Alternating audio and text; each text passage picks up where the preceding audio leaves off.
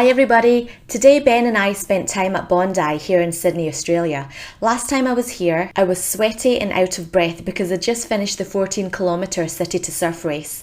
Yep, that's the clip of me in the green t-shirt crossing the finishing line. I look absolutely knackered because I always find running a bit traumatic, but hey, I survived. Today is a much more pleasant experience because my husband and I are having lunch at the Hill Eatery at North Bondi. We both love coming here because the place has a really nice relaxed vibe and the food is delicious.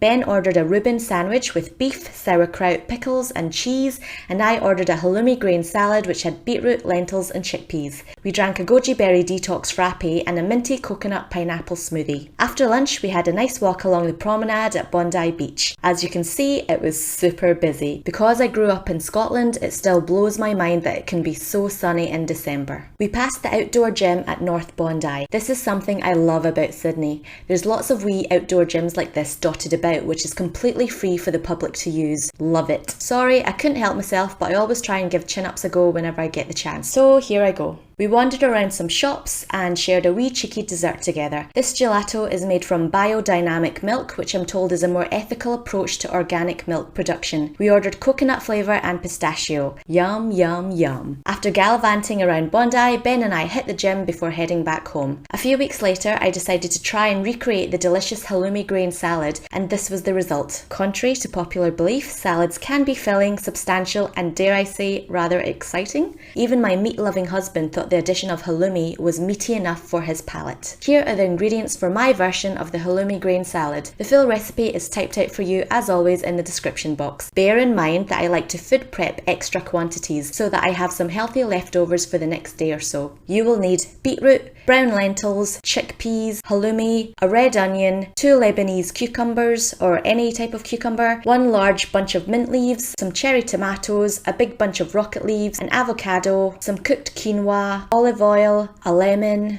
and you can garnish with some lime wedges if you like. Halloumi is a white semi-hard cheese with goat's and sheep's milk. It has a salty flavour, and because it has a high melting point, you can throw the cheese on a hot grill pan without it melting all over the place. Magic. Today I start with beetroot, which takes the longest to cook. After giving it a good scrub, I pop it on a tray and loosely wrap it in some tin foil. Before putting it in the oven, I poured in a 1/4 cup of water to help it steam better. This particular beetroot weighs 450 grams and took about 35 minutes to cook. While the beet is roasting in the oven, I cook up a batch of quinoa. I make extra quinoa so that I have something healthy to eat in the fridge the next day. I prep the rest of my salad ingredients. I drain and rinse some chickpeas and lentils, dice up a red onion, chop my ripened tomatoes in half, shred up the mint leaves, and make cucumber ribbons with my potato peeler. After a while, the cucumber ribbons got a bit too fiddly, and so I ended up just dicing them. Once those items are prepped, I make the salad dressing in a mason jar with freshly squeezed lemon juice, olive oil, salt, and freshly ground black pepper. After tasting it, I decided to add a cheeky wee squeeze of honey before shaking up the salad dressing. I put the chickpeas, lentils, red onion, mint leaves, cucumber and tomatoes in a bowl. I drizzle the salad around the circumference of the salad bowl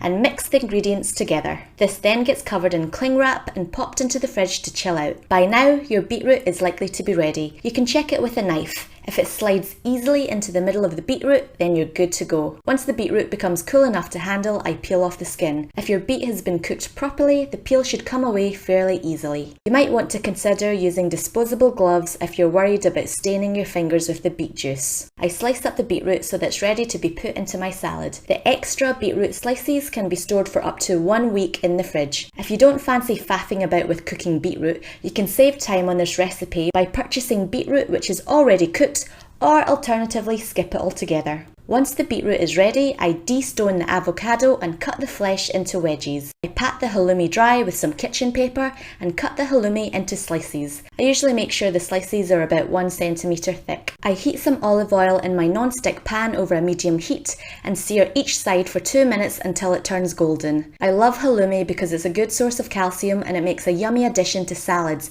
as long as you exercise portion control. Next, I assemble all my salad ingredients on the kitchen worktop and start plating up my salad. This is a super healthy and super tasty salad. It's really satisfying, and because of the chickpeas and lentils, it will keep you pretty full until your next meal. The warm grilled halloumi cheese and the mint leaves are really what makes the salad so delicious. Ta-da! There's your halloumi grain salad. Now, because I had prepped extra ingredients for this salad, I had heaps of healthy leftovers which could be used the very next day. This is some footage of me using the salad leftovers to make dinner for my husband and I the day after. So that we're not eating exactly the same thing again, I used ingredients from my kitchen cupboards to make the salad slightly different from the night before. You can see that I poached some eggs with these cheeky little green egg poaching things. I also added some pepitas, which are pumpkin seeds, dried cranberries, chia seeds, hemp seeds, and some homemade veggie crackers, which I showed you how to make in my last video. And there we go, that's how you make a halloumi grain salad. Thank you so much for spending your time with me and watching this video. If you enjoyed it, feel free to give it a like and connect with me on Facebook and Instagram. See you next time, bye!